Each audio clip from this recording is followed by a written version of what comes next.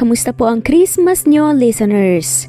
Abangan po ang ating raffle mamayang hapon sa Facebook page natin na Cat Amazing Stories PH. Nakapulot ng kwintas ang batang basurero sa harap ng restaurant. Pero nang isauli niya, ay laking gulat ng lalaki nang puntahan ang kanilang bahay at makita ang kanyang ina. Simulan natin ang kwento. Lily, saan ka na naman ba nagpuntang bata ka? Kanina pa kita hinahanap. Saan ka naman nagsususuot ha?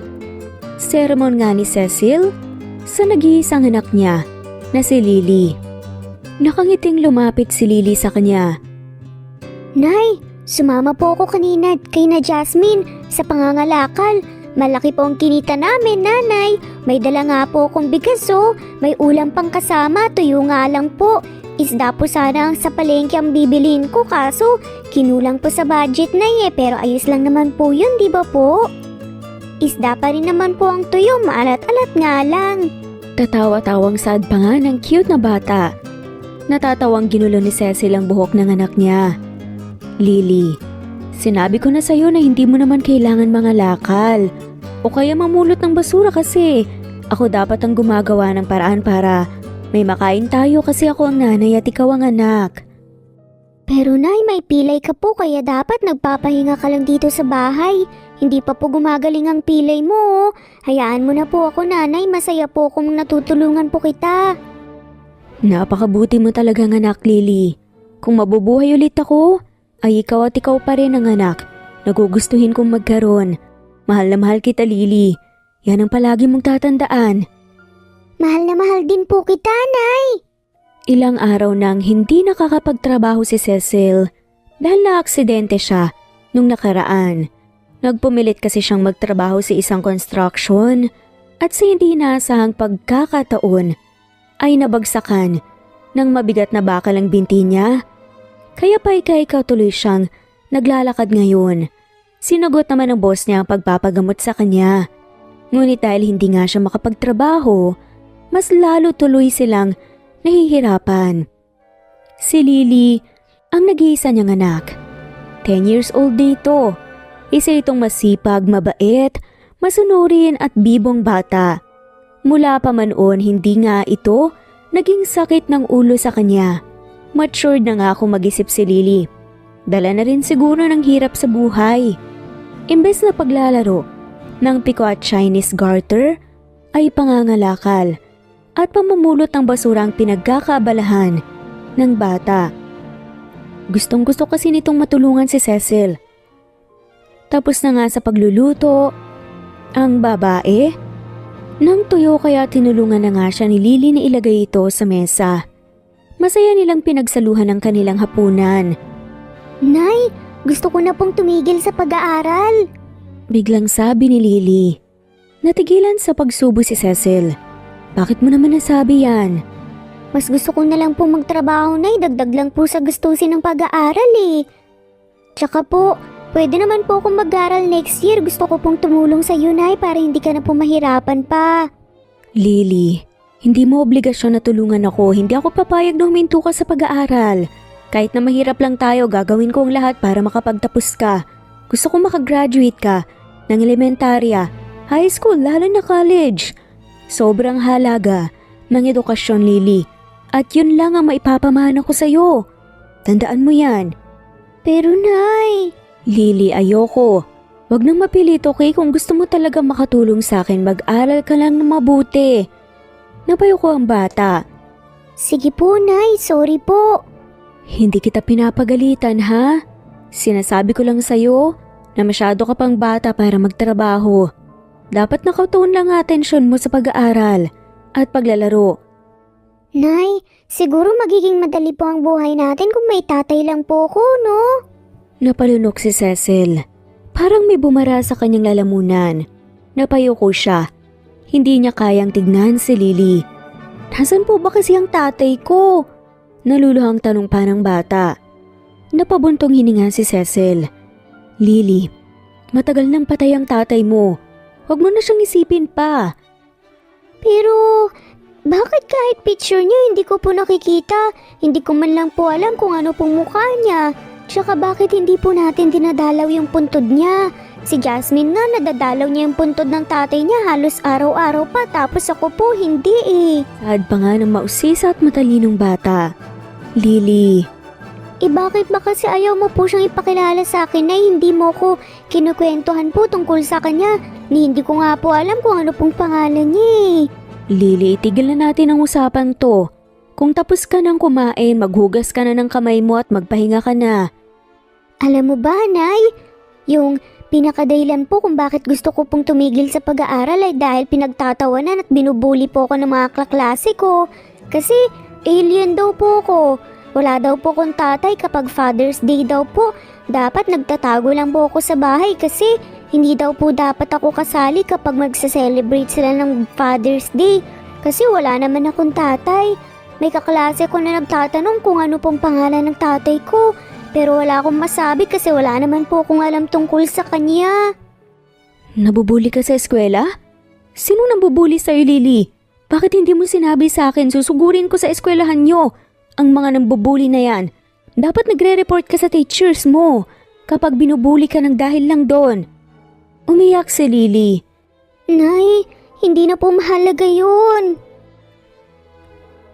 Lily, dapat sinasabi mo sa akin kung may nangaaway sa'yo sa school. Alam mo naman ipagtatanggol kita, di ba?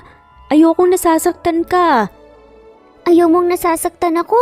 Di hayaan mo na po ako na malaman kung sino po ang tatay ko, Nay. Hindi na nga umimik pa si Cecil at niyakap na nga lamang ang anak niya. Humagulgol naman ng todo si Lily habang nakasubsob sa tiyan niya. Kinabukasan, maagang nagising si Cecil ngunit paggising niya, wala na si Lily sa tabi niya. Kahit saang sulok ng bahay siya maghanap, hindi niya ito nakita. Chinek niya ang cabinet nito baka kasi naglayas ngunit naroon pa naman ang mga damit ni Lily. Sana naman ba nagpunta ang batang yun? May pasok siya ngayon sa eskwela. Problemado niyang sinabi at pinaghahanap ito sa mga kapitbahay.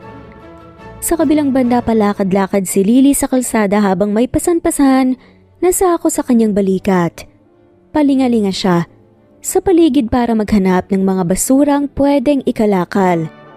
May nakita siyang malaking basurahan sa harap ng isang restaurant.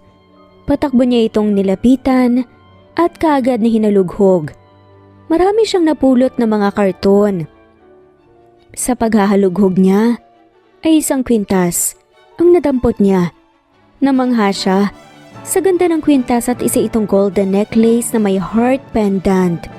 Wow! Usal niya at napangiti ng malaki. Totoong ginto kaya to? Magkano kaya to kapag naibenta ko? Ang swerte ko naman. Kapag naibenta ko to, mabibili ko na ang masarap na pagkain. Lalong-lalo na yung paborito ni nanay. Mga alis na nga sana siya. Ngunit napalingon siya sa restaurant. Isang lalaki ang nakita niyang lumabas. Mula doon na para bang may hinahanap nga. Aligaga kasi ito. Napaisip siya. Ano kayang hinahanap ni Sir Pogi? Tanong nga niya sa kanyang isipan. Nakita niyang papalapit nga ito sa basurahan. Napatingin si Lily sa hawak niyang kwintas. Sa kanya kaya to? Kung sa kanya to ay dapat ibalik ko. Ang turo sa akin ni nanay, wag akong kumuha ng bagay na hindi naman sa akin. Huminga ng malalim si Lily at nilapitan ng lalaki. Magandang umaga po, bati niya. Kunot noong pumihit paharap sa kanyang lalaki. May hinahanap ka po ba? Oo bata eh. Nawawala kasi ang kwintas ko, baka aksidente kong naitapon sa basurahan kanina. Nako, wag ka na pong maghalughog dyan. Bakit naman? Inilahad ni Lily ang kwintas.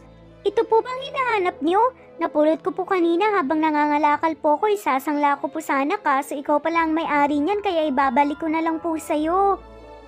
Natuwa ang lalaki. Salamat, mahalaga sa akin ang kwintas na to. Buong akala ko, naiwala ko na to ng tuluyan. Halata nga po na mahalaga po yan sa'yo eh. Napakalaki po ng smile mo. Tama bang narinig ko na nangangalakal ka? Usisa nga ng lalaki.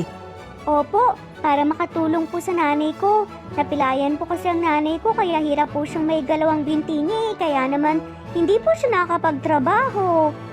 Pero napakabata mo pa. Napakamot na nga lamang si Lily sa kanyang ulo. Ganyan din po ang sinabi sa akin ni nanay. Ako nga pala si Marvin at ikaw naman si... Ako po si Lily, 10 years old po, nakatira sa Purok 3, Barangay Timatalo, pangatlong kanto, liko sa kanan at dalawang liko sa kaliwa. Ay mararating mo na po ang bahay namin, yung may pulang gate. Natawa si Marvin. Nakakatuwa ka naman Lily, pumasok ka muna sa loob, ipag-aanda kita ng pagkain bilang pabuya. Sa kabaitan mo. Talaga po? Naku, salamat po talaga Sir Pogi Iginiya siya ni Marvin papasok sa restaurant. Kagad siyang hinainan nga ng pagkain nito. Sarap na sarap si Lily sa mga nakahaing pagkain. May pineapple juice pa. Kain ka lang ng kain, kung may gusto ka pa, magsabi ka lang. Nakangiting sambit ni Marvin habang pinapanood siya na kumain. Napakasarap naman po ng pagkain dito. Ikaw po ang may-ari nitong restaurant? Oo, ako nga. Ikaw po bang nagluluto? Hindi, may tauhan ako pero nagluluto din naman ako paminsan-minsan. Mabuti naman at nagustuhan mo ang pagkain namin. O dahan-dahan ka lang sa pagkain, baka mapulunan ka pa.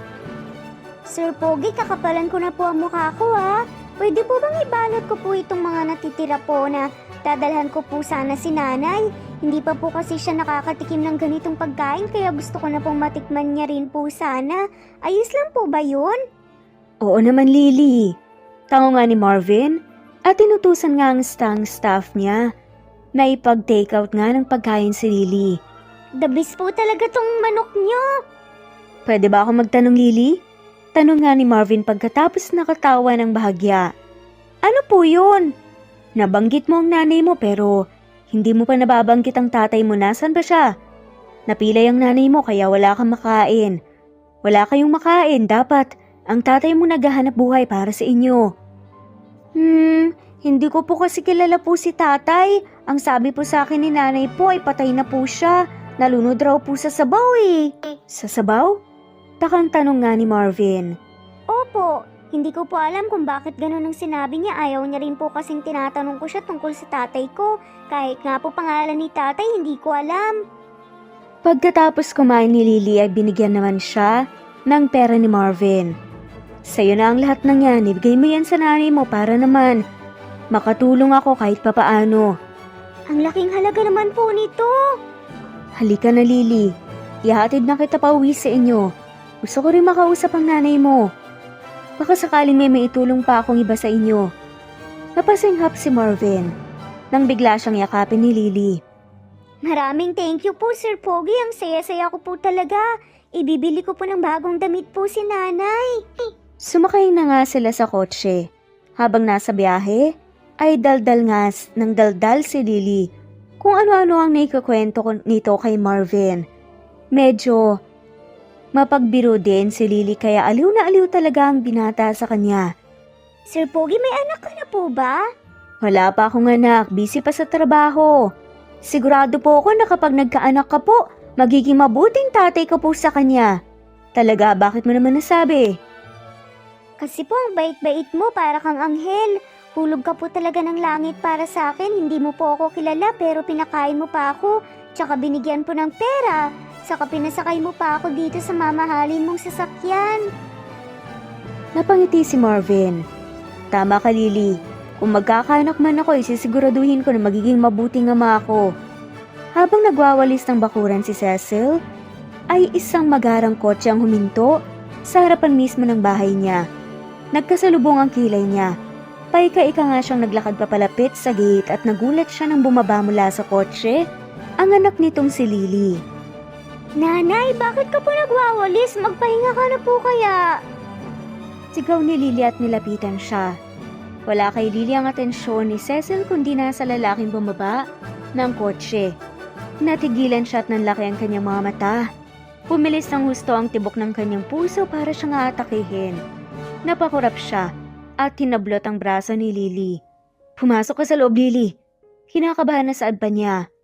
Bakit po, Nay? May kasama po ako. Gusto ka po niyang makilala, Nay. Sabing pumasok ka sa loob Bakit mo po ako sinisigawan, Nanay? Naiiyak na tanong ni Lily. Huminga ng malalim si Cecil at kalmadong binalingan si Lily. Pumasok ka na sa loob, Lily. Pakiusap lang. Tumango si Lily at kumaripas ito ng takbo, papasok ng bahay. Sumilip ito sa bintana. Inis nga na binalingan ni Cecil si Marvin. Kahit si Marvin ay gulat ring napatingin sa kanya. Cecil? Ikaw ba talaga yan? Anong ginagawa mo dito, Marvin? Nandito ko para ihatid pa uwi si Lily. Bakit mo naman siya hinatid pa uwi, ha? Hindi sumagot si Marvin at nanatili lang na nakatitig sa kanya. Makakaalis ka na at huwag ka nang babalik pa dito. Ayoko nang makita yung pagmumukha mo. Ang tagal kitang hinanap, Cecil. Binalikan kita pero wala ka na doon. Napakunot na si Cecil. Binalikan? Ilang taon kitang hinintay pero hindi ka dumating. Tapos sasabihin mo ngayon sa akin na binalikan mo ko? Sinong niloloko mo? Hayaan mo ako magpaliwanag, Cecil. Ilang taon nang tapos kung anumang meron sa atin, Marvin. Hindi mo na kailangan magpaliwanag kasi kahit magpaliwanag ka pa, nangyari na ang mga nangyari. Nakalimutan na rin kita. Sinubukang hawakan ni Marvin ang kamay niya pero umatras siya at mabilis na hinawi ang kamay nito. Umalis ka na.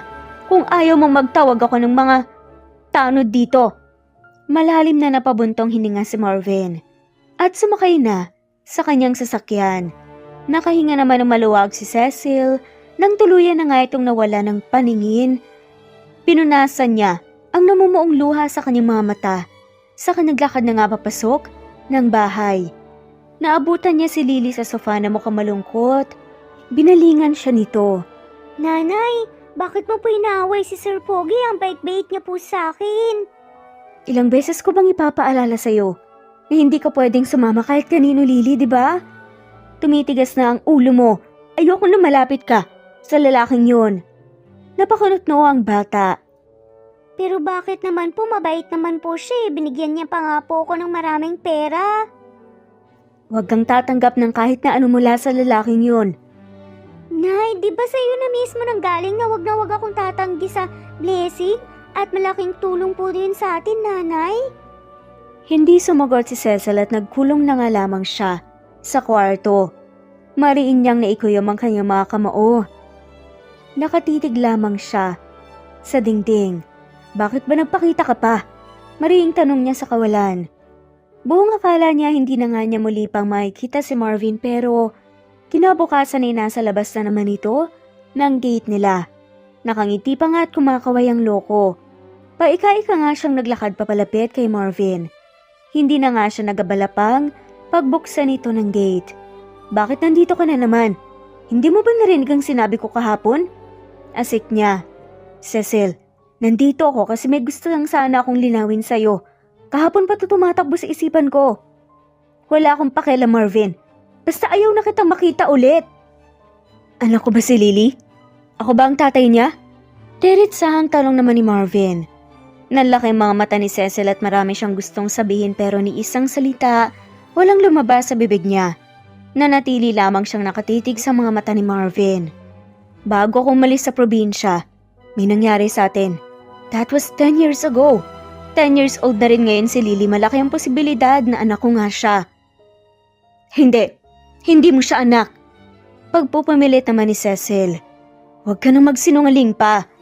Hindi mo nga kasi siya anak. Pagkatapos mong nawala, ay may nangyari sa amin ng isa kong kaibigan. Siya ang totoong tatay ni Lily at hindi ikaw. Giit pa nga ni Cecil. Nagkasalubong ang kilay ni Marvin. Umigting ring ang panga nito. Sinong kaibigan? Akala ko ba hinihintay mo ko pero napalitan mo na naman. Pala ako kaagad. Hindi ko kailangan mag-explain pa sa'yo. Makakaalis ka na. Siguraduhin mo lang na hindi ka nagsisinungaling sa akin, Cecil.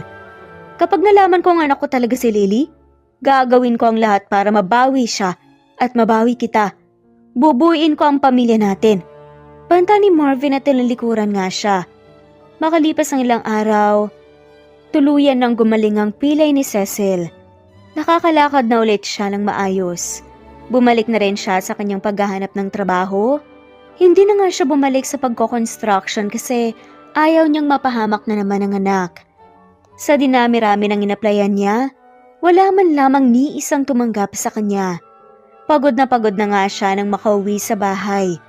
Pagkatapos sa pagpasok pa nga lamang niya, ng bahay ay bumungad na sa kanya. Si Lily at Marvin na masayang nagkukwentuhan. Nagtatawanan pa nga ang mga to. Bakit gandito? Sita ni Cecil at hinila nga si Lily palayo kay Marvin. Nay, nagkwekwentuhan lang po kami ni Sir Pogi. Sabat pa nga ni Lily. Lily, pumasok ka muna sa kwarto. Utos niya. Magrereklamo pa sana si Lily, ngunit tinaliman ito ng tingin ni Cecil. Tumakbo ang bata papasok ng kwarto. Alam mo ba na pwede kitang kausuhan ng trespassing? Ang kapal naman ang mukha mo. Ngumisi si Marvin. Naalala mo ba yung sinabi ko na, kapag anak ko nga si Lily, bubuuin ko ang pamilya natin? Ano bang sinasabi mo? Inabot nga ni Marvin ang isang envelope. Nang buksan niya ni Cecil, bumungad sa kanya ang resulta ng DNA test ni Marvin at Lily. 99.99% match ang mga to. Namutla si Cecil at pinunit niya ang papel. Hindi to totoo. Mayaman ka. Maraming pera. Kaya mong ipeke ang DNA test result. May kakayahan kang gawin yun. Sad ni Cecil. Wala akong pineke dyan. Yan ang totoong lumabas. Ide-deny mo pa rin ba? Ano naman? Kung ano mga siya. Ngayon ka pababawi kung kailan huli na? Walang kinilalang tatay si Lily. Kaya ko siyang itaguyod ng mag-isa. Kinaya ko ng 10 taon at kakayanin ko pa kahit wala ka, Marvin. Sad ni Cecil. Humakbang si Marvin papalapit. Sa kanya, napaatras siya. Sa kakaatras nga niya ay napasandal nga siya sa pinto at kinorner siya ng mga braso ni Marvin. Sobrang lapit ng katawan at ng mga mukha nila sa isa't isa. Pigil na pigil naman ang paghinga ni Cecil. Sobrang bilis rin ng tibok ng kanyang puso. Mas lalong lumapit nga ang mukha ni Marvin. Isang maling galaw lang, magtatama na nga ang mga labi nila. Akala niya ay halikan siya nito ngunit lumihis ang bibig ni Marvin sa bantang tenga niya. Gagawin ko ang lahat para bumawi sa'yo. Sa ayaw mo man o sa gusto. Bulong nga nito at lumayo sa kanya. Nakangisi siyang kinindatan ni Marvin, tsaka ito nagpaalam ng umalis. Kinapa ni Cecil ang dibdib niya. Pinapakaramdaman ng malakas na pagkabog ng dibdib niya. Lumabas na ng kwarto si Lily. Umiyak ito. Nanay, totoo po ba yung narinig ko? Si Sir Pogi po ba talaga ang totoo kong tatay? Lumuhod si Cecil para pumantay siya kay Lily. Lily, sorry kung manalihim ko sa'yo. Hindi kasi naging maganda ang paghihiwalay namin ni Marvin kaya malaki ang galit ko sa kanya. Kaya po ba pinalabas mo na patay na siya? Oo, Lily. Kasi ayokong hanapin mo siya. Ayokong bumalik pa siya sa buhay natin. Kasi kung gusto niya naman palang bumalik, bakit hindi niya pa ginawa dati pa? Pero nabanggit po sa akin ni Sir Pogi na wala siyang anak. Hindi niya naman po alam na may anak po kayo na eh. Paano po kung nalaman po niya? Baka lumaki po ako na may tatay po. Tuluyan ang naluha si Cecil. Masakit para sa kanyang mga sinasabi ni Lily kasi lahat ng sinabi nito ay may punto. Hindi alam ni Marvin na nagkaanak sila. Pero paano niya naman sasabihin noon kung hindi niya nga alam kung saan ito hahagilapin? Niyakap na nga lamang niya si Lily at patuloy nga siyang humihingi ng tawad. Nagkakilala sina Marvin at Cecil sa probinsya. Laking probinsya si Cecil. Nagsasakang mga magulang niya sa lupain ng lolo nga ni Marvin. College si Marvin noon habang tumigil naman sa pag-aaral si Cecil. Ipinatapon si Marvin sa probinsya dahil sa pagiging pasaway nito sa school at doon na nga nagsimula ang kanilang love story. Habang naglalakad si Cecil sa malawak na lupain ng De La Paz ay nadaanan niya ang isang malaking puno ng mangga. Kaagad nga siyang natakam sa mga bunga nito na talaga namang kay lalaki. Hilaw pa, kaya mas lalong natakam at nangasim si Cecil. Mas gusto niya kasing kinakain ng hilaw kesa sa hinog na mangga. Tapos sinasawsaw niya sa bagoong. Hinubad ni Cecil ang tsinelas niya sa kaumakyat sa puno. Nadulas siya sa hinahapakan niyang sanga. Sanhi upang mawalan nga siya ng balanse at nahulog ng malakas. Napatili na nga lamang ito, ngunit hindi naman talaga siya lumagapak sa lupa dahil isang binata ang sumalo sa kanya. "Huwag kang sumigaw, miss. Nasalo na kita," sabi nga ni Marvin at ninitaan siya. "Salamat." Nahihiyang sabi nga niya. Ibaba mo na ako, mabigat ako, baka mangalay na yung braso mo." Kaagad naman siyang binaba ni Marvin. "Mabuti na lang at nasalo kaagad kita, kundi bali-bali na sana yung buto mo. Napakataas pa naman ng inakyatan mo." "Kaya nga eh. Maraming salamat talaga ah. Ako nga pala si Cecilia Margarita Lamay, Cecil na lang," sabi nga niya sabay lahad ng kamay. Akmang sasagot na nga sana si Marvin ngunit biglang sumulpot ang ina ni Cecil. "Diyos ko naman, Cecil, nandito ka lang pala." Saad ng ginang sabay kurot sa tagiliran niya. "Sorry, Nay," ano nga ni Cecil at nakaramdam ng hiya. Kinurot ba naman siya ng nanay niya sa harap ng napakagwapong lalaki? Napatingin tuloy ang ginang sa binata. Magandang umaga, Sir Marvin. Ginugulo ka pa nitong anak ko? Pagpasensyahan mo na po ang dalagitang to ah. Medyo makulit po talaga si Cecil." Napahiling si Marvin. "Hindi niya naman po ako ginugulo." "Kilala mo po siya, Nay?" Oo naman. Siya si Marvin de la Paz. Apo siya ni Doña Sita, balang araw ay siya na ang magmamana ng lahat ng lupain nila dito." Nakangiting sagot nga ng ginang. Umawang ang labi ni Cecil sa kanyang narinig. Napayuko siya sa sobrang hiya.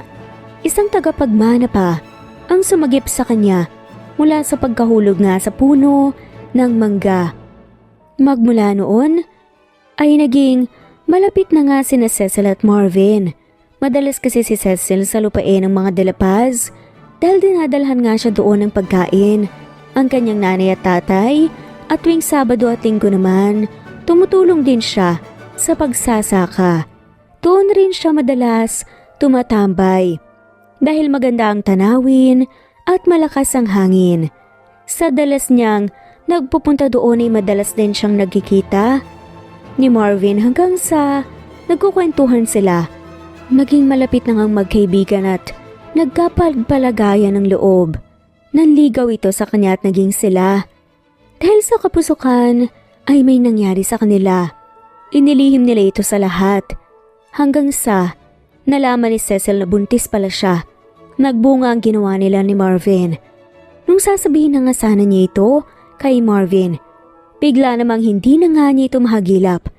Parang bula na naglaho si Marvin. End of flashback. Samantala sa kasalukuyan ay bumisita naman si Marvin sa bahay ni Cecil. May dala itong maraming regalo, kagaya ng laruan, bulaklak at tsokolate. "Sir Pogi!" Tawag nga ni Lily at nakangiti nitong pinagbuksan ng pinto si Marvin. "Lily, may dala akong regalo para sa'yo. Sigurado akong magugustuhan mo ang mga to." "Salamat po, Sir Pogi. Tatay." Nagulat si Marvin. "Alam mo naman ang totoo, di ba?" "Sinabi na po sa akin ni nanay ang lahat. Alam ko na po ni ikaw po ang tatay ko. Masaya po ako ni ikaw po ang tatay ko. Mabait ka po kasi." Naluluhang niyakap ni Marvin si Lily. Pumasok na nga sila sa bahay. Abala sa pagluluto si Cecil nang marinig niya ang boses ni Marvin. Kaagad nga niyang binitawan ng sandok at naglakad na nga siya papunta sa sala. Masama agad ang loob niya nang makita si Marvin. "May dala nga pala akong bulaklak para sa iyo. Plastic lang yan kaya hindi yang nalalanta. Pwede mong iyang ilagay sa vase at i-display." Saad ni Marvin. Abot nga sa kanya ng isang bouquet. Tinitigan lang yun ni Cecil. "Wala kaming vase." "Anya, ibibili kita. Hindi ako mahilig sa bulaklak." Saad muli ni Cecil. "Maaga pa para magsungit ka, Cecil." "May schedule ba?" "Dapat kapag nagsusungit. Tsaka emosyon ko to, kaya wag kang mangialam." Masungit na saad ni Cecil. Napabuntong hininga si Marvin at inilahad naman ng isang paper bag. "Kung ayaw mo sa bulaklak, itong chocolates na lang. Masasarap itong chocolates na dala ko. Hindi ako mahilig sa matamis." Tugon naman ni Cecil. Akin na lang po yan. Gusto ko po ng chocolates, tatay. Sabat naman ni Lily kaya iniabot nga sa kanya ni Marvin ang paper bag na puno ng tsokolate. Masyado ka naman natang nagpapakitang gila sa anak ko. Sita nga ni Cecil. Tumikim si Marvin. Sa anak natin. Napairap si Cecil. Tinapos na nga lamang ni Cecil ang pagluluto. Lily, luto na ang agahan, kumain na tayo. Anunsyo nga niya. Habang inihahanda nga ang pagkain sa mesa, pumasok sa kusina si Lily nang hila-hila nga si Marvin. Sa pagkakalam ko, ay si Lily ang tinawag ko. Wala akong sinabing Marvin. Ani nga ni Cecil. Nay, hindi pa po kumakain ng agahan si tatay. Hayaan mo na po na kumain siya kasama po natin. Hindi naman po natin maubos yung ulam at kanin eh. Paliwanag nga ni Lily. Aangal pa nga sana si Cecil kaso hinila na nga ng bata pa upo si Marvin. Akmang kakainin na nga sana ni Marvin pero biglang nagdasal nga sina Lily at Cecil. Natigilan ito sa pagdampot ng hotdog at napapikit at nakisabay nga rin sa pagdarasal. Amen. Saad nga ni Cecil nang matapos ang prayer at kumain na. Kainan na! Sigaw nga ni Lily. Si Marvin ang naglalagay ng pagkain sa plato ng bata. Ang saya-saya ko po ngayong araw, nanay, tatay. Ito po ang unang beses na nakumpleto po tayo. Sabi nga ni Lily. Hilaw namang ngumiti si Cecil. Kung gusto mo ay araw-araw na tayong magsasabay kumain. Suwestyon ni Marvin at nakangising binalingan si Cecil. Mariin naman itong tinignan ni Cecil. Gusto ko po yan, tay. Dito ka na lang po kayo tumira kasama namin para buo na ang pamilya natin. Ani nga ni Lily. Hindi yan pwede, Lily. May sarili siyang bahay.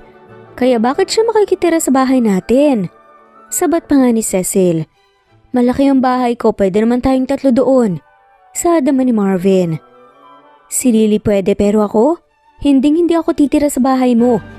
Iling nga ni Cecil. Mag-isa lang naman ako sa bahay ko ah. Pwede kayo doon. Malulungkot naman ang bata pag hindi ka sumama. Gate ni Marvin. Pwede rin naman kami dito sa bahay ko ah. Rebat ni Cecil. Nag-aaway po ba kayo? Tanong naman ni Lily. Ha? Hindi kami nag-aaway anak. Nilalambing lang ako ng nanay mo. Pili yung sagot ni Marvin. Kung wala lang si Lily ay baka kanina pa nga nabato ng kutsara at plato ni Cecil si Marvin. Natapos naman ang maayos na agahan nila. Pinipigilan ni Cecil ang sarili niyang awayin si Marvin. Hindi na ba nag-aaral si Lily? Tanong ni Marvin habang pinapanood nila. Si Lily na nagdodrawing ng kung ano-ano sa papel. Nag-aaral siya. Grade 4 na siya ngayon. Alam mo ba consistent honor student yang si Lily? Matalinong bata. Manang-mana sa akin. Huwag kang kukontra. Matalino ka naman talaga, Cecil. Naalala ko dati nung nasa probinsya pa tayo. Ipinagmamayabang mo sa akin yung grades mo noong high school ka pa. Naalala ko rin yung sinabi mo na kung siguro may pera lang kayo, ay ipinagpatuloy mo na ang pagkuha na sa kursong education. Pangarap mo maging teacher, di ba? Naalala mo pa rin yan? Namamanghang sambit ni Cecil. Lahat ng tungkol sa'yo naalala ko. Pinamulahan nga ng pisngi si Cecil.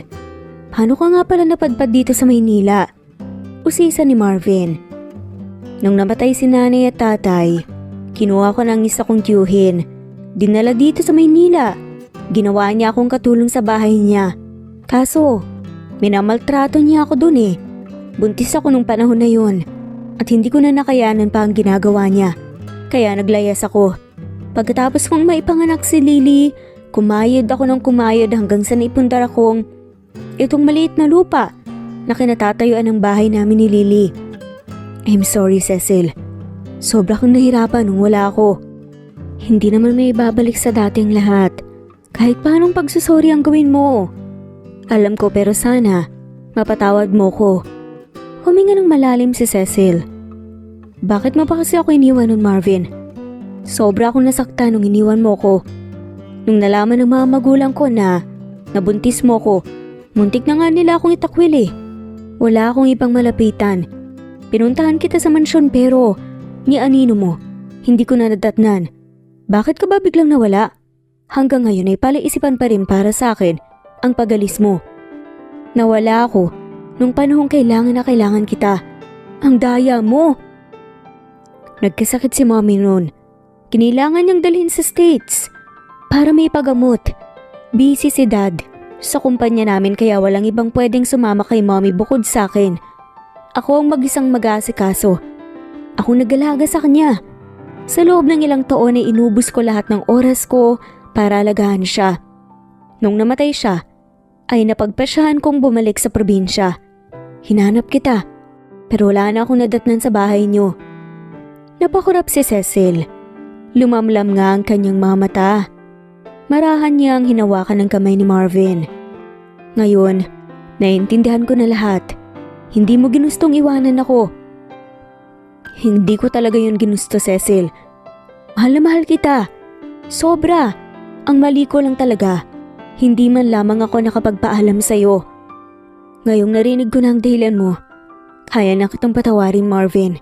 Pinapatawad na kita. Napangiti si Marvin.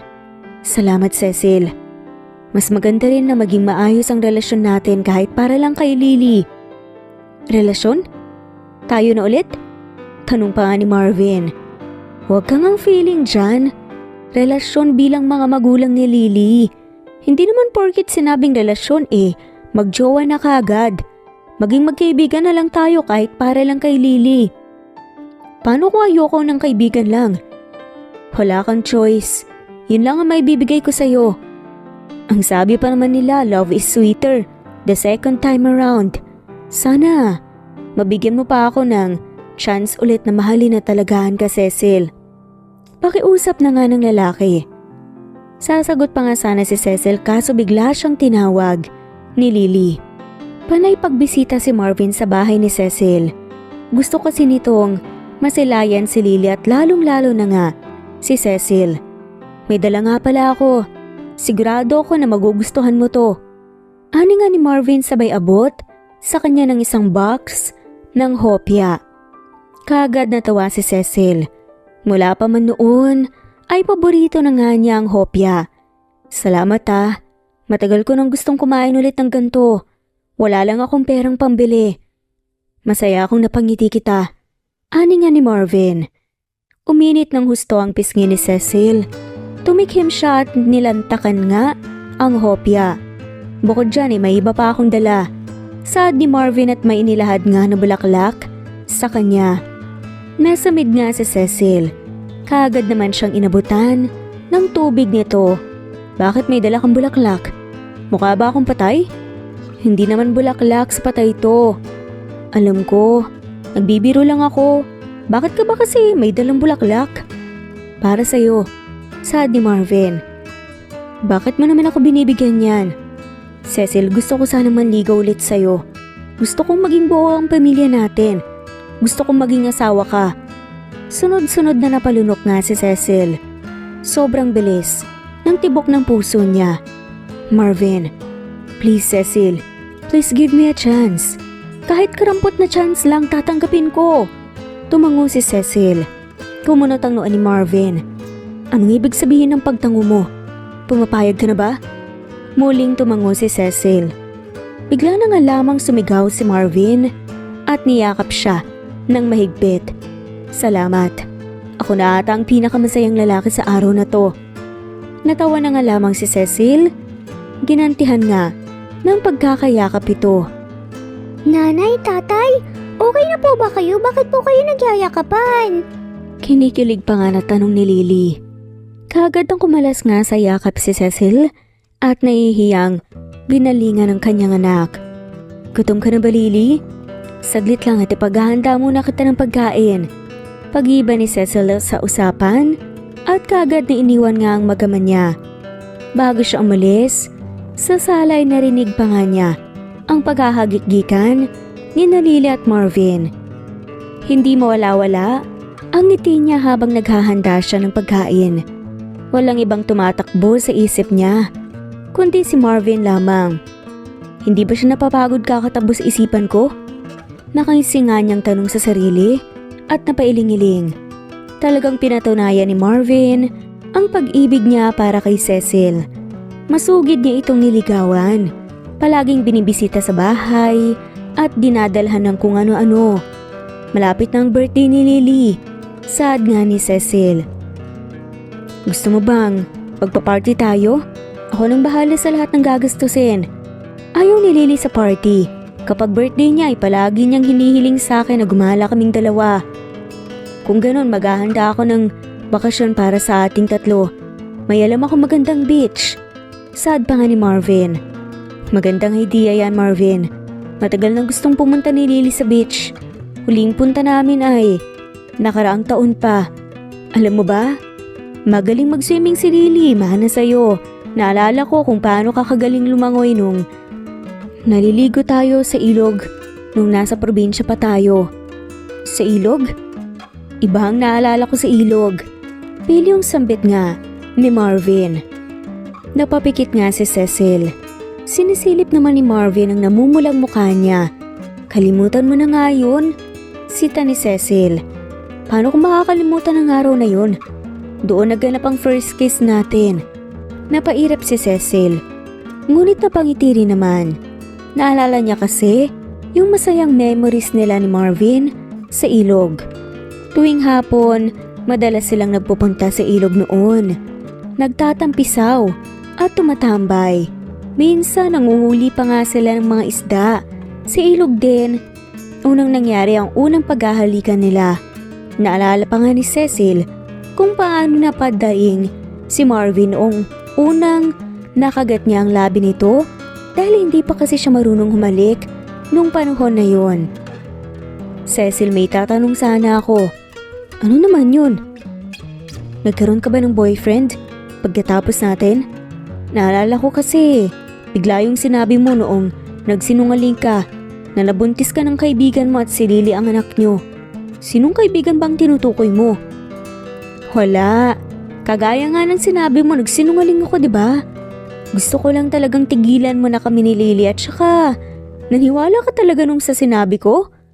Nakalimutan mo na ba? Na wala akong ibang kaibigan noon sa probinsya bukod sa'yo. Natawa si Marvin.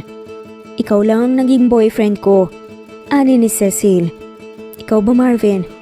Nagka-girlfriend ka ba ulit pagkatapos ko? Pagbabalik niya ng tanong. Nagkasalubong ang kilay niya nang hindi sumagot si Marvin kaya iniba na nga lamang niya ang usapan. Isang araw habang nagwawalis nga, si Cecil ng bakuran ng isang magara at pulang kotse ang huminto sa harapan. Sigurado nga siyang hindi si Marvin yun. Ngunit ang pinakapagtataka nga niya ay wala naman siyang ine-expect na bisita. Bumaba mula sa kotse ang isang babae.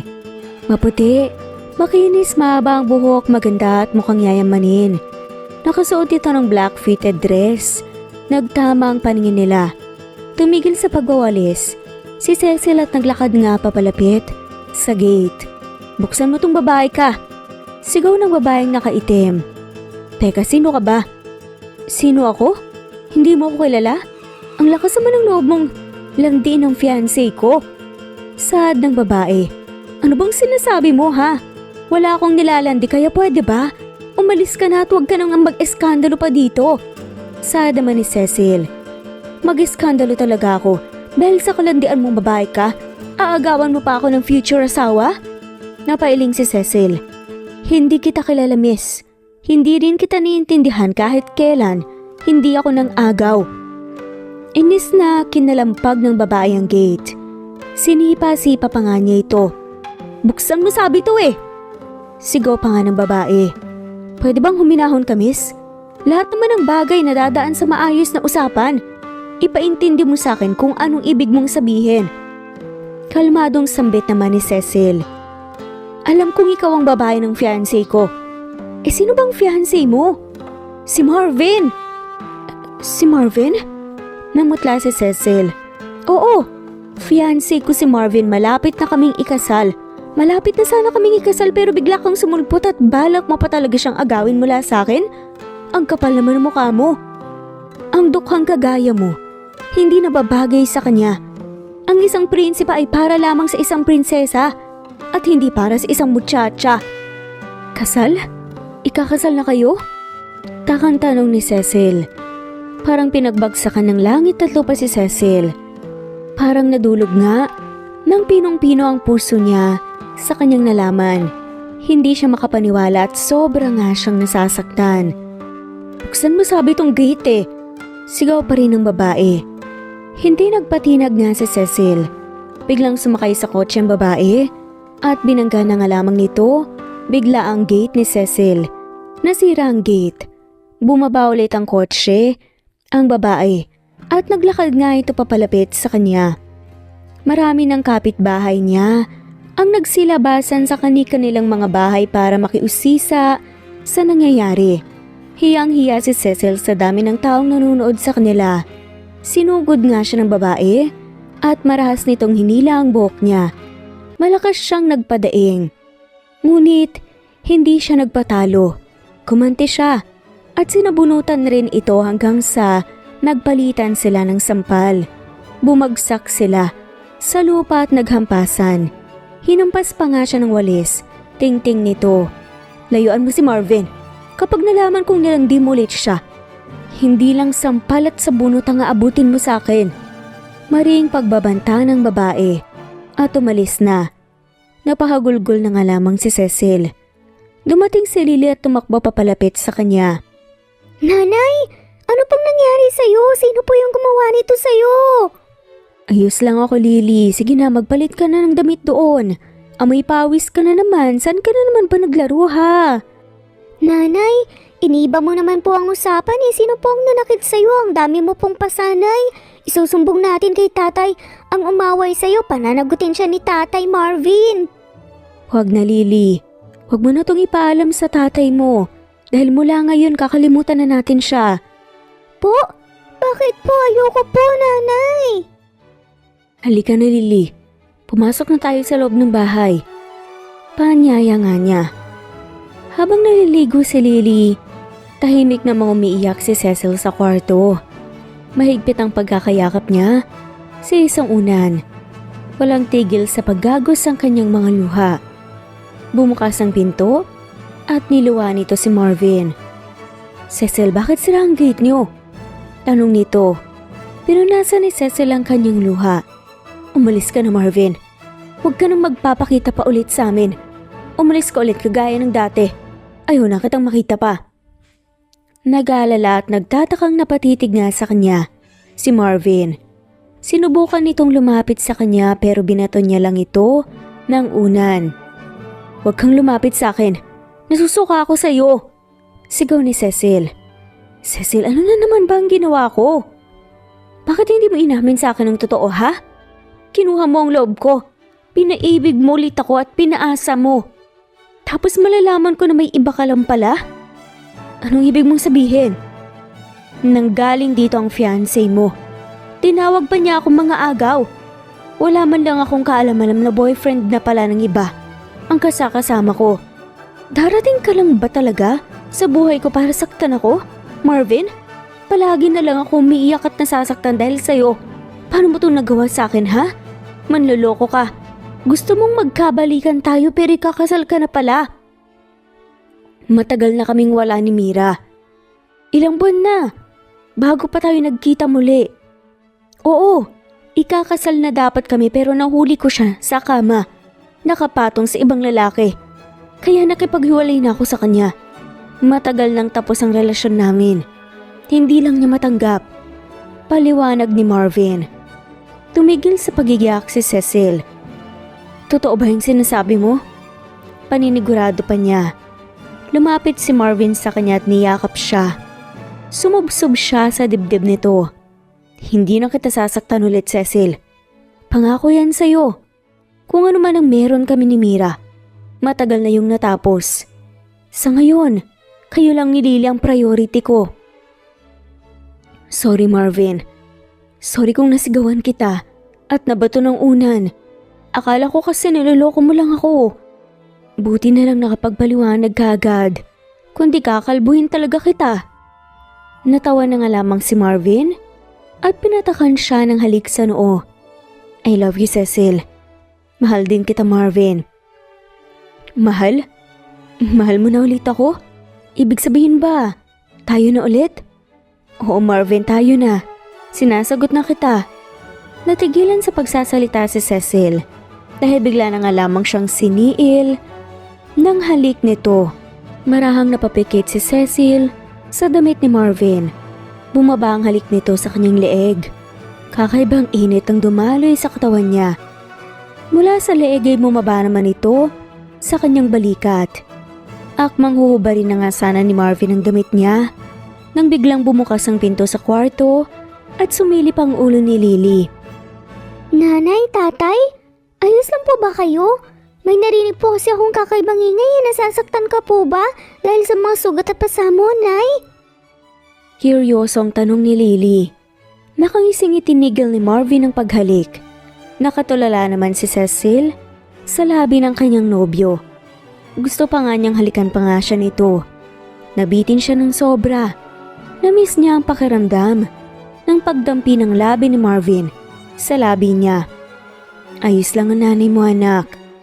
Sagot ni Marvin at kinindatan pa nga si Cecil. Tay, ikaw na munang bahala kay Nay ha. Pupuntahan ko lang po ang kaibigan kong si Jasmine. May sasabihin po kasi ako sa kanya eh. Paalam nga ni Lily at kumaripas na ng takbo palabas ng bahay. Kaagad na nilak nga ni Marvin ang pinto. Nagkatinginan sina Cecil at Marvin at muli naman silang naghalikan. Halik na puno nga ng pananabik sa isa't isa. Halik na puno ng pagmamahal ang iginawad nila sa isa't isa. Tuluyan na nga siyang nahubaran ni Marvin. Niyakap niya ang kanyang sarili. Uminit ng husto ang kanyang pisngi dahil ni isa, wala nga siyang suot na damit. Nakangiting hinagod nga siya ng tingin ni Marvin. You're beautiful, Cecil. Pulang ni Marvin at bigla na nga lamang itong nagubad. Napatingin si Cecil sa alaga nito. Malalim siyang napalunok. Teka, kakayanin ko ba yan? Magkakasya ba yan? Parang lumaki yata yan eh. Reklamo pa nga ni Cecil. Natawa na nga lamang si Marvin at hinalikan siya sa pisngi. Hindi natin malalaman kung hindi natin susubukan. Ani nga nito. Pagod na pagod sila pagkatapos ng ginawa nila. Nakayakap si Cecil sa bewang ni Marvin. Nasa dibdib naman ito ang ulo niya. Hingal na hingal sila pareho. Baka magkaroon bigla ng kapatid si Lily dahil sa ginawa natin. Pabirong sabi nga ni Marvin. Pinamulahan nga ng pisngi si Cecil at hinampas ito. Loko ka talaga. Napanguso si Cecil at bigla na nga lamang niyang kinalabit si Marvin. Psst, Marvin. Bakit? Isa pa. Anong isa pa? Takang tanong ni Marvin. Gusto ko pa. Malakas na natawa na nga lamang si Marvin. Mukhang nagustuhan mo ang performance ko ah. Inaasar pa talaga ako. Kung ayaw mo, diwag na lang. Simangot pa nga ni Cecil at akmang aalis na nga sana sa kama. Pero biglang pumaibabaw si Marvin sa kanya at siniil na naman siya ng halik. Ilang rounds pa ba ang gusto mo? Nakangising bulong na nga lamang ni Marvin. Napatawa na nga lamang sila. Araw ng linggo ay nasa biyahe nga sila. San po ba tayo pupunta na, tay? Tanong nga ni Lily habang nakasilip sa bintana. Kasalukuyan nga silang nakasakay sa kotse ni Marvin. Ngayon na kasi ang araw ng kaarawan ni Lily at patungo sila sa isang beach resort. 3 araw silang mananatili doon para mag-bonding at mag-relax. Doon na rin nila isa-celebrate ang birthday ni Lily. Surprise, kaya bawal sabihin sa'yo. Ani nga ni Marvin. Hinampas ni Cecil ang braso nito.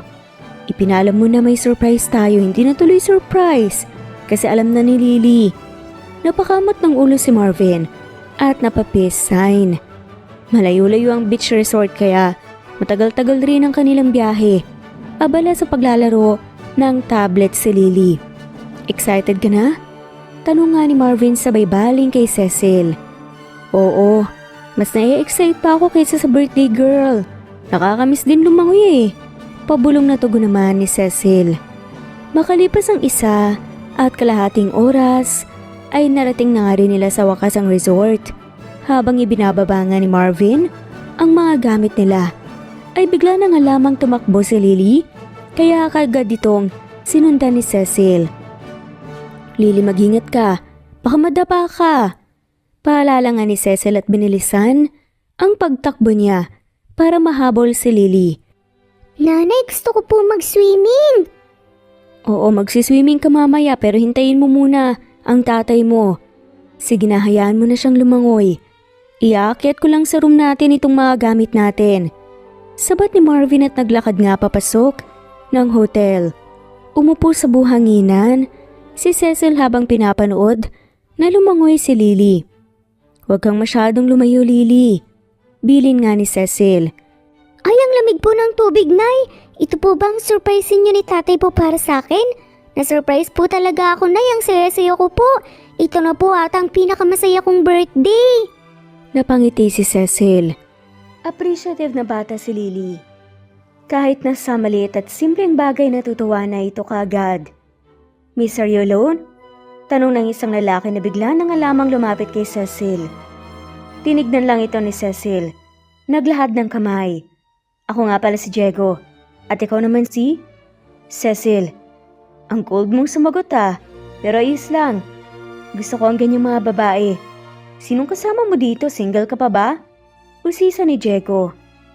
Biglang dumating si Marvin at masama ang tingin nito sa lalaki. Kasal na siya at ako ang asawa niya. Maring sambit ni Marvin at tinaasan ng kilay si Diego. Napangiwi si Diego at nagmamadaling umalis. Inis naman itong sinundan ng tingin ni Marvin. Asawa ka dyan, ani nga ni Cecil. Pasensya na sinabi ko lang yon para lubayan ka na ng mokong na yon. Nawala lang ako saglit ay umaligid na agad sa'yo. Problemadong sinabi ni Marvin. Tumayo si Cecil mula sa pagkakaupo sa buhanginan at hinawakan ang braso ni Marvin. Siya naman ang lumapit sa akin Depensa niya. Kaya nga naiinis ako sa sobrang ganda mo ay ang daming kaagaw. Huwag kang mag-alala. Hindi naman nila ako maagaw sa'yo. Hindi ako magpapaagaw at sigurado naman ako na hindi ka papayag na maagaw ako, di ba? Tumango si Marvin. Oo, hindi talaga ako papayag. Sa akin ka lang, Cecil. Akin na akin lang. Sino nga palang lalaking yun? Diego ang pangalan niya. Mabuti na lang pala tumalis siya kaagad. Baka Jumego ang ilong niya kapag nasapak ko siya. Pagbibiro pa nga ni Marvin. Malakas na tawa si Cecil. Loko ka. Enjoy na enjoy si Lily Tama lang pala na dito ko kayo dinala. Komento pa nga ni Marvin. Oo nga salamat Marvin na masaya ako kapag masaya si Lily. Masaya naman ako kapag nakikita kong masaya kayong dalawa ni Lily. Lahat gagawin ko para lang mapasaya kayong dalawa. Mahal na mahal ko kayo. Mahal na mahal kita. Ninakawa ni Marvin nang halik sa labi si Cecil. Hoy, baka may nakakita. Sita ni Cecil at nahihiyang luminga sa paligid. E di mas mabuti para alam nila na may nagmamay-ari na sa'yo para wala nang maaligid na iba sa'yo. Loko ka talaga Marvin. Magsiming na nga lang tayo. Aya nga ni Cecil at hinila si Marvin papunta sa tubig. Sinamahan nila sa paglangoy si Lily. Pagkatapos lumangoy, ay kumain na muna sila at pagkatapos ay nagpahinga sa kanilang hotel room. Napagod sa paglangoy si Lily kaya nakatulog nga siya. Nasa balcony sila na Cecil at Marvin. Nililipad ng malakas na hangin ang mga buhok nila. Nakahawak sila pareho sa railings at pinagmamasda ng magandang view lalo na ang paglubog ng araw. Unti-unti na ngang nagkakulay kahel ang langit. Napakaganda nitong pagmasdan. Ang ganda ng langit. Ani pa nga ni Cecil at itinaas ang dalawang kamay niya. Mas maganda ka. Hirit pa nga ni Marvin kaya tawang-tawa nga si Cecil. Sus, ang corny mo. Pangasar pa niya. Akala ko kikiligin ka. Kinilig naman ako ng 20%.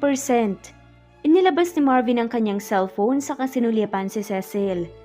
Mag-selfie tayo, ipapost ko online, pagmamayabang ko lang ang mga napakaganda kong asawa at anak. Selfie? Teka, ang pangay ko kaya wala akong ayos Saka, anong sinasabi mong asawa ha? Magiging asawa din naman kita. Sisiguraduhin ko yan. Sigurado ka na ba talaga sa akin, Marvin? Tanong nga nito bigla. Pagdating sa'yo, palagi akong sigurado, Cecil. Mahal na mahal kita, Marvin. May kinuha nga si Marvin mula sa kanyang bulsa. Isa itong kwintas. Nagulat si Cecil nang makita ang kwintas. Isa itong golden necklace na may heart pendant. Bakit nasa iyo yan? Itinapon ko na yan Tanong ni Cecil. Ang kwintas kasi na yun ang kwintas na ibinigay sa kanya ni Marvin noong nasa probinsya pa sila. Noong hindi na nga siya binalikan ni Marvin, ay itinapon niya na nga kung saan ang kwintas kaya nagulat nga siya nang makita ulit ito ngayon. Napulot ko to. Noong umuwi ako ng probinsya, itinapon mo to malapit sa palayan. Akala ko naiwala mo, sinadya mo pala talaga itong itapon. Galit na galit kasi ako sa iyo nun Lahat ng gamit na binigay mo sa akin, pinagtatapon ko para lang wala ng bagay na magpapaalala sa iyo sa akin. Paliwanag nga ni Cecil. Nung nakita ko ang kwintas na to, ipinangako ko sa sarili ko na kapag nagkita ulit tayo, ibibigay ko to pabalik sa iyo. Ani nga ni Marvin. Isinuot ni Marvin ang kwintas sa kanya. Alam mo ba na ang kwintas na yan ang dahilan kung bakit kami nagkita ni Lily? Tanong pa nga ni Marvin at napangiti ito. Anong kinalaman ng kwintas na to? Aksidenteng naitapon sa basurahan. Nangangalakal si Lily noon at napulot niya tong kwintas. Nung nalaman niyang may hinahanap akong kwintas, kaagad niya itong sinuuli sa akin. Dahil sa kwintas na yan, nagtagpo ulit ang landas natin. Hinaplos ni Cecil nga ang pendant ng kwintas. Hindi ko na ulit itatapon to, pangako nga niya. Hinapit nga ni Marvin ang bewang niya. Hindi na rin kita bibigyan ng dahilan para itapon yan. Anito saka siya siniil ng halik. Araw ng linggo nagsimba silang tatlo. Habang nagmimisa, pasulyap-sulyap si Cecil kay Marvin kasi kanina pa nga ito nakapikit. Nagdarasal ka ba o natutulog, tanong pa nga niya. Bahagyang natawa si Marvin. Nagdarasal ako. Anong pinagdarasal mo? Bawal sabihin, baka hindi matupad. Sagot pa nga ni Marvin. Di ba sa wish yung ganun? Bawal ipagsabi ang wish kasi hindi matutupad. Nag-wish ka ba kay Lord? Anong winish mo? Bawal ngang ipagsabi. Ano nga na nga kasi? Winish ko na sana tayong dalawa na habang buhay. Sana humantong tayo sa kasalan at sana masundan na natin si Lily. Bakit mo sinabi sa akin? Hindi na matutupad yan. Pangasar pa nga ni Cecil. Sumimangot nga si Marvin. Hanggang sa natapos ang misa ay nakasimangot pa rin ito. Iniangkla nga ni Cecil ang braso niya sa braso ni Marvin. Galit ka ba? Anong iniisip mo? Kanina ka pa nakasimangot at kanina pa tahimik. Sa pagkakaalam ko ay napakadaldal mo. Ani nga niya. Kinakabahan lang ako. Kinakabahan naman saan? Baka kasi hindi matupad ang hiniling ko kay Lord na maikasal tayo. Paano mo naman nasabi? Di ba sinabi ko sa'yo kanina na bawal dapat ipagsabi yung wish kasi hindi na matutupad? Hindi totoo yun. Matutupad yung wish mo kapag hindi gagawa natin ng paraan. Ikakasal din tayo sa tamang panahon. Nakangiting sabi nga ni Cecil at pinagsiklop ang mga kamay nila. Sa bagay, hindi rin naman ako papayag na hindi tayo humantong sa kasalan. Gagawin kong lahat para maging asawa na kita. Masaya ng sambit nga ni Marvin. Gumaan din naman ang pakiramdam nito. Nanay, gusto ko po ng ice cream. Sigaw nga ni Lily sabay hila sa mga kamay nila papalapit sa ice cream vendor. Naging maayos naman ang takbo ng kanilang relasyon. Bihira lang din sila kung mag-away. Kapag nagkatampuhan sila, kagad naman silang nagkakaayos. Mabait na nobyo si Marvin. Ramdam na ramdam ni Cecil ang pagmamahal nito sa kanya. Isa rin itong mabuting ama kay Lily. Tumira na kayo kaya sa bahay ko? Aya pa nga ni Marvin. Itanong ko muna kay Lily. Pumayag na siya. Ikaw na lang naman ang hindi pumapayag Nagulat si Cecil nang biglang lumuhod si Marvin. Sa harapan niya, may hawak itong singsing na maliit sa pulang box na naglalaman ng singsing na may malaking diamond sa gitna. Cecil, will you marry me? Sumulpot si Lily na may daladalang banner kung saan may nakasulat doon na will you marry me. Yes na po yan, Nay. Pakasalan mo na po ang pogi kong tatay. Pag-cheer pa nga ni Lily. Tinampot ni Cecil ang singsing at isinuot nga sa kanyang daliri. Oo, Marvin. Pakakasalan kita. Niyakap siya nito. Paulit-ulit na nagpasalamat si Marvin sa kanya. Sa sumunod na linggo ay inampake na nga nila ang kanilang mga gamit kasi lilipat na nga sila sa bahay ni Marvin. Paano na po itong bahay natin? Nay, kapag lumipat tayo kay tatay, bebenta po ba natin to? Tanong nga ni Lily habang nilalagay nga sa malaking box ang mga laruan. Saka na natin yan isipin. Iligpit mo na ang lahat ng laruan at gamit mo para makalis na tayo. May dumating na truck at isinakay doon ang mga gamit nila. Sumakay naman sila sa kotse ni Marvin. Gaano po ba kalaki ang bahay mo, tatay? Usisa nga ni Lily habang nakasilip sa bintana. Excited nga itong makita ang bahay ni Marvin. Malalaman mo rin kapag nakarating na tayo. Tumigil nga ang kotse sa harap ng napakalaki at napakagandang bahay. Puti ang kulay nito. May malawak na bakuran. Marami ding mga halaman sa paligid. May malaking fountain pa at napakaraming sasakyan sa garahe. 3-story ang bahay. Ubod talaga ito ng laki. Wow! Ang ganda naman po nitong bahay mo, tatay, para pong kastilyo.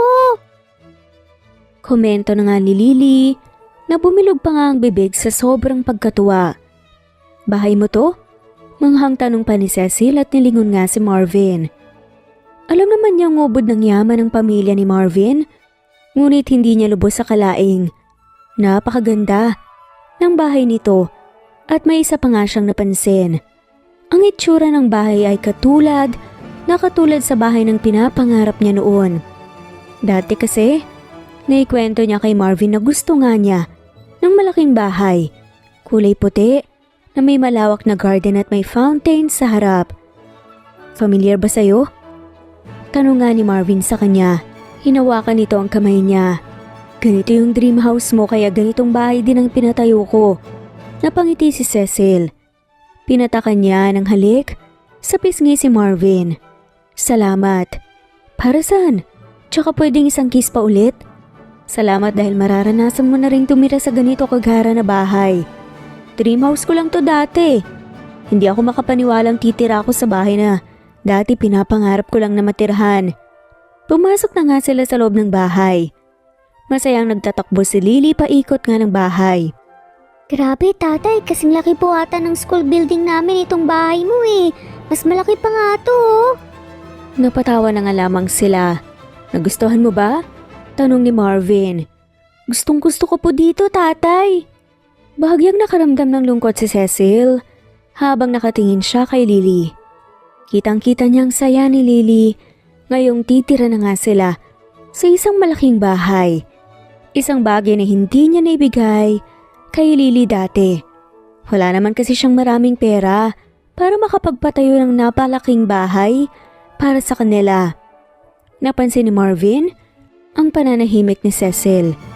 Marahan niyang tinapik ang likod nito. Okay ka lang ba? Nalulungkot lang ako. Saad ni Cecil. Nalulungkot saan? Nakakalungkot lang na lumaki si Lily kasama ko. Lumaki siyang naghihirap. Nangangalakal pa siya para lang matulungan ako. Tumira siya sa tagbi-tagbing bahay. Pero masayahing bata si Lily. Kakaiba yung saya niya ngayon. Sa buong buhay ko, ngayon ko lang siya nakita na ganyan kasaya. Kasalanan ko kung bakit ka nahirapan, Cecil. Wala ako noon sa tabi mo para tumulong. Hindi mo kasalanan, Marvin. Kasalanan ko nga. Ako ang may kasalanan.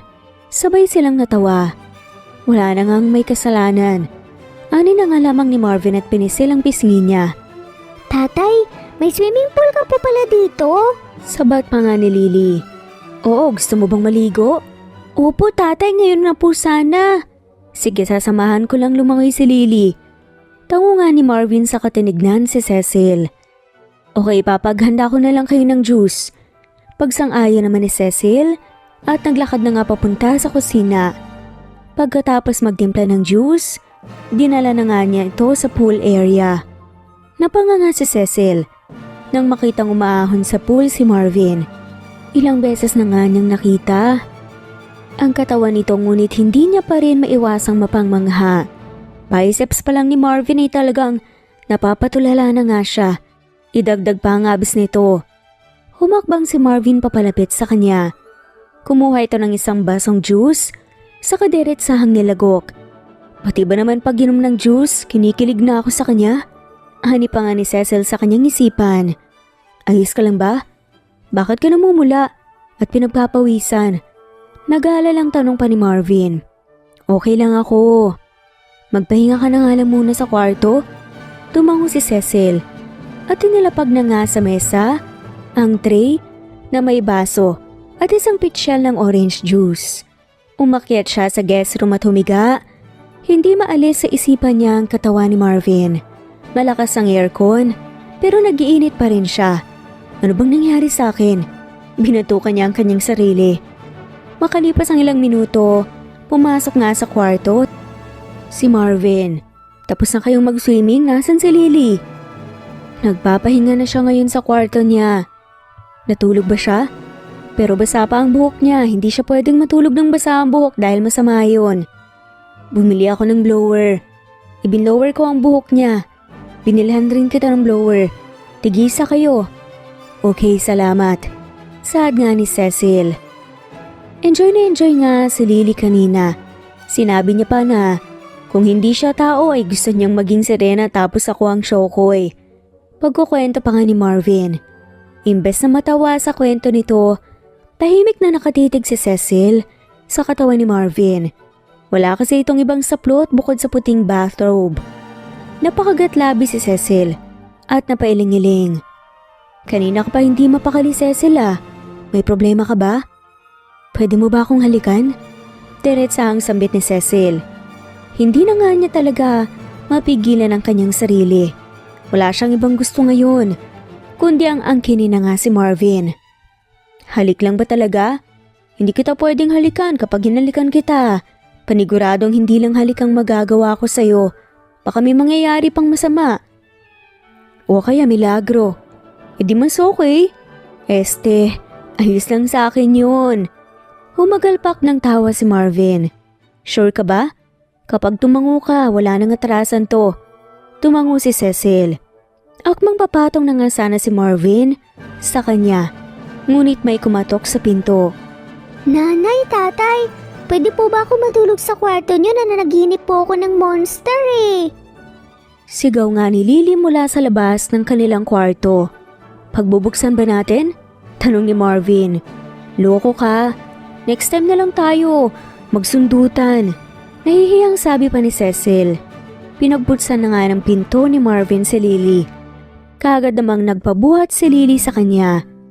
Natatakot po ko sa halimaw na napapaniginipan ko, tay. Pagsusumbong ng bata. Nandito na si tatay. Wala nang halimaw na makakalapit sa'yo. Pulong ni Marvin. Wala nang halimaw na makakalapit sa kanya kasi ikaw mismo ang halimaw. Shokoy ka, diba? Pangasar pa nga ni Cecil. Shokoy po si tatay? Gulat na tanong pa nga ni Lily at nagtawanan sina Cecil at Marvin. Malaki ang bahay ni Marvin. Marami ring pwedeng gawing activities. Kaya madalas ay nasa bahay lang sila. May art room si Marvin. May sariling PlayStation din. May swimming pool. May garden. Pwede rin silang maghabulan sa napakalawak na bakuran. At marami pang iba. Makalipas ang isang taon ay ikinasal na sina Cecil at Marvin. Simple lang ang naging kasal nila. Siyempre si Lily ang naging flower girl nila. Invited lang ang mahahalagang tao sa buhay ni Marvin. Kay Marvin lang dahil wala nang ibang kamag-anak si Cecil. Pero pagdating naman sa reception ay invited ang mga kapitbahay ni Cecil noon sa dati nilang bahay. Simple man ang naging kasal nila ay sobra naman itong naging masaya. Sa Switzerland, ginanap ang honeymoon nila. Switzerland kasi ang bansang pangarap na mapuntahan ni Cecil. Napakaganda dito! Anya, habang nililibot ang kanyang paningin, hindi pa nga rin siya makapaniwalang nakatapak na ang paa niya sa Switzerland. Napakaganda ng paligid. Parang hindi makatotohanan ang itsura. Sobrang linis at presko ng hangin. Malamig din at napakabait ang mga taong nakasalamuhan nila. Dito natin bubuin ang magiging kapatid ni Lily. Pilyong sabi ni Marvin at pumulupot nga ang braso nito sa bewang niya. Gusto mo ba ng kambal na anak? Tanong ni Cecil. Oo, kahit anong anak basta galing sa'yo. Kung magkakaanak ulit tayo, anong mas gusto mo, babae o lalaki? Gusto kong lalaki pero kung ano man ang ibibigay ng nasa itaas, ayos na rin sa akin yun. Kinuha nga ni Cecil ang bag niya at inilapag niya ito sa palad ni Marvin. Ano to? Takang tanong ni Marvin. Pregnancy test. Buntis ako. Nagpa-check up na rin ako sa doktor at positive talaga ang resulta. 4 weeks na akong buntis. Magiging daddy na ulit ako? Hindi, magiging mommy ka na. Joke lang. Oo nga, magiging tatay ka na ulit, Marvin. Siniil siya ng halik nito. Ang saya-saya ko. Masaya din ako. Unti-unti na ngang lumaki ang pamilya natin. 2 na nga ang magiging anak natin eh. Niyakap nga nila ang isa't isa. Ang kwentong ito ay nagturo sa atin ng forgiveness is the key to unlocking second chances. Noong natutunan ng patawarin ni Cecil si Marvin, nagkaroon na ulit ng tsansa ang pag-iibigan nila. Sabi nga nila, hindi madaling magbigay ng second chance. Pero sana, matuto tayong magbigay ng chance sa mga taong karapat-dapat. At dito na nga po nagtatapos ang kwentong pagmamahalan ni na Cecil at Marvin. Maraming salamat po sa lahat na mawalang sawang sumusubaybay at shoutout po sa mga sumusunod. Alia Mirandilla, Rosita Cabagte, Ara Colaste, Cresolita Castelon, Ami Regalado, Anita Hernando, Violita, Emily Borac, Camindanao, Tita Pableo, from Postigo, JM, Leonila Perea, Daisy Blasa, Regina Federico, Elsa Enerio, Avita Buensuceso, Annie Hoson, Presbyteros Rose, Veronica Briseño, Miras Channel, Mary Jane Aliwanag, My Vlog TV, Wilma Dargantes, Maria Alma Parcon, Epifania Deo, Elmer Galarosa, Josefina Mangahas, Angeline Serrano Latawan, Rosemary Vasquez, Agne Mawak, Maggie Alcantara, Jelly Tampos, Rama Butch, Prescavilla Havana, Epifania De Ocares, Emily Kinlog, Wilma Dargantes, Liliano Bebe, Fritzy Kagiat, Eileen, Annalie Flor, Ana Flor Psycho, Jude Love, Frailin Tugade, Epifania Deo, Emma Ruth Peniro, Lorena Edea, Natalie De Guzman, Rosita Nicolas, Julie Ladiana, Jeyo Cadtec, Beth Sardina, Shirley Alberto, Emma Ruth Peniro, Mercy Villantes, Hartley, Jocelyn Tansing, Nat Green Fox, Belen, Franca, Dolores, Leticia Kaabay, Evangeline Zamora, Geraldine,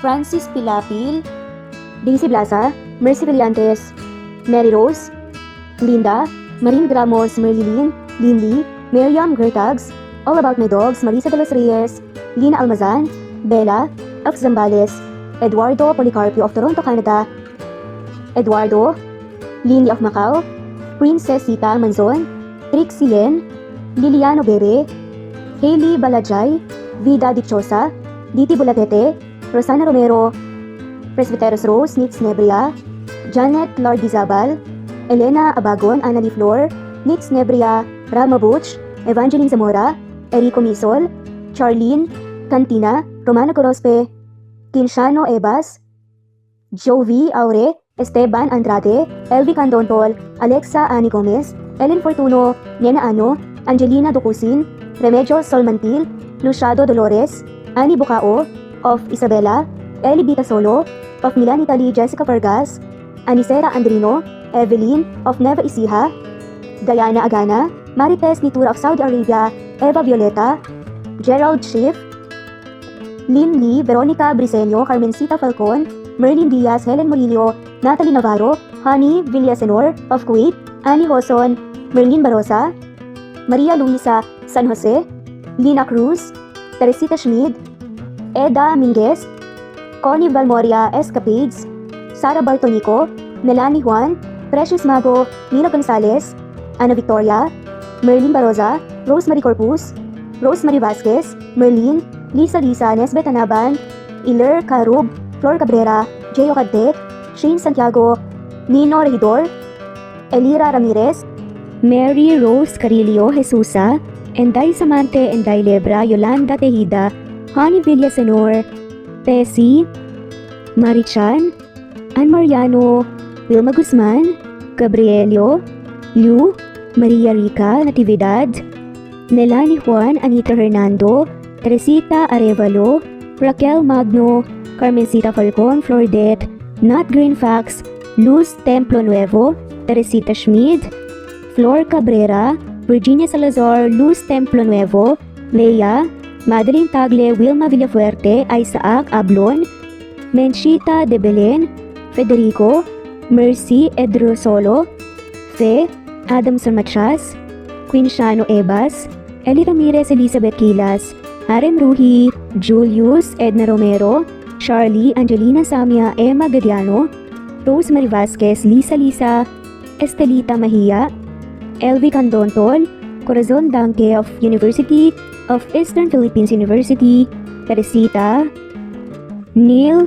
Bacolor, Evangeline Zamora, Charlie Jane Clemente, Susan Upaga, Susan Rodrigo, Fred Deliza de Guzman, Juby Hernandez, Helen Murillo, Edarlina Fahil, Rosie, Juliet Caday, Kuya Atok, Betty Losnong, Crescent, Susana, Tessie, Rumbawa, Lovina Galang, Aida Jurado, Emily Kinlog, Mirna Hamero, Liz Berito, Gabrielio, Juan Spotify, Imelda Fortes of Columbus City, Larry Malapaya, Dance, Remy's Life Official, Ellie Evangelist Anderson, Choi Choi, Ri, Jasmine Baya, Jerowina Aquino, Emeguba, Marilyn Babula, Shane Villarmino, Beth Sardina, Gabriel, Nino Regidor, Mel Abrogar, Rosemary Vasquez at shoutout na rin po sa lahat ng mga walang sawang sumusubaybay. Maraming salamat po. Veronica Briseño, Violeta Murillo, Teresita, Teresa Bulie, Christine Flores, Nesbet Anaban, Flor Salvalion, Kuwait, Raquel Labay, Kuya Atok, Lani Pardillo, Eva Violeta, Presbyteris Rose, Amy Regalado, Teresita, Pres Cavilla Havana, Precious, Nilian Nobebe, Eli Evangelista Anderson, Marziel Arcilias, Rosemary Palaganas, Rose Martinito, Dean Lege, Alexa Gomez, Jomira Bueno, Amy Fenavares, Irma Emma, Lali Emralino, Tortillas Gaming, Matea Estrera, Anali Flor, Rosemary Tinito, Rosemary Palaganas, Excelsis Tagala, Emily Kinlog, Rosemary, MM, Penning Escal, Mary Cabangon, Lucia Baldo, Rosemary Vasquez, Londono Villas, Faye, Rosemary, Angelo, Vicky Adlaon, Mercy Villantes, Rezeline Unday, Allen, Ace, Nino Regidor, Jeyo Cadec, Escapades Matilda, Irma Valerio, Agustina Aniceto, Cecilia Alvior, Naitan Canada, Lily Roda Barcial, Eli Ramirez, Doris Day Pangan, Lynn Lee of Macau, Reyes, Rebecca Tezuka, Noel Macero, Isalina Credo, Mitchie Karch, Romel Carion, Juliet Pandilio, Lynn, Merlilyn Zenny Marion, Benoni Anya Lucas from Bacolod City, Merlina Aparata, Annalyn Nantes, Flordet, Lorena Utod, Faye, Anita Fernando, Roach Ann Rodriguez, at shoutout na rin po sa lahat ng mga sawang sumusubaybay. Maraming salamat po.